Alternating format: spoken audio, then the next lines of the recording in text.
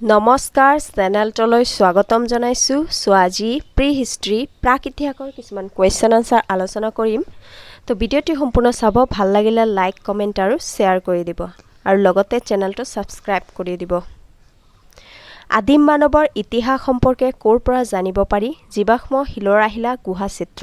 পৃথিৱীৰ হোমিনিড নামৰ মানৱজাতীয় প্ৰাণীৰ আবিৰ্ভাৱ কেতিয়া হৈছিল 5.6 বছৰ আগতে আধুনিক মানৱৰ সৃষ্টি কেতিয়া হৈছিল 1.6 বৰ্ষ পূৰ্বে আদিম মানুহৰ বাসস্থান বা বিচৰণ ভূমি ক'ত আছিল অৰণ্য বা হাবি জংগলত আদিম মানৱে কি খাইছিল বিভিন্ন বীজ বা গুটি ফলমূল আলু কচু গছৰ শিপা আদি খাইছিল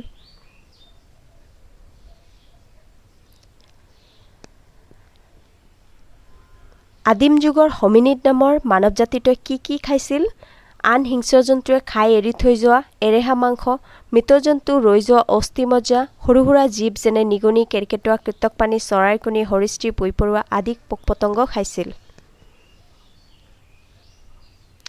ইচ্ছাকৃত আৰু পৰিকল্পিত প্ৰকৃত শিকাৰ কাৰ্য কেতিয়া সম্ভৱ হৈ উঠিছিল 5 লাখ বছৰ আগতে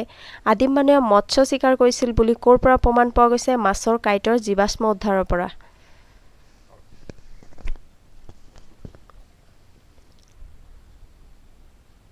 ইচ্ছাকৃত আৰু পৰিকল্পিত প্ৰকৃত শিকাৰ কাৰ্য 5 লাখ বছৰ আগতে সম্ভৱ হৈ উঠিছিল ইয়াৰ প্ৰমাণ কোন ঠাইৰ পৰা পোৱা যায় ইয়াৰ প্ৰমাণ দুই ঠাইৰ পৰা পোৱা যায় দক্ষিণ ইংলেণ্ডৰ বক্স গ্ৰুপ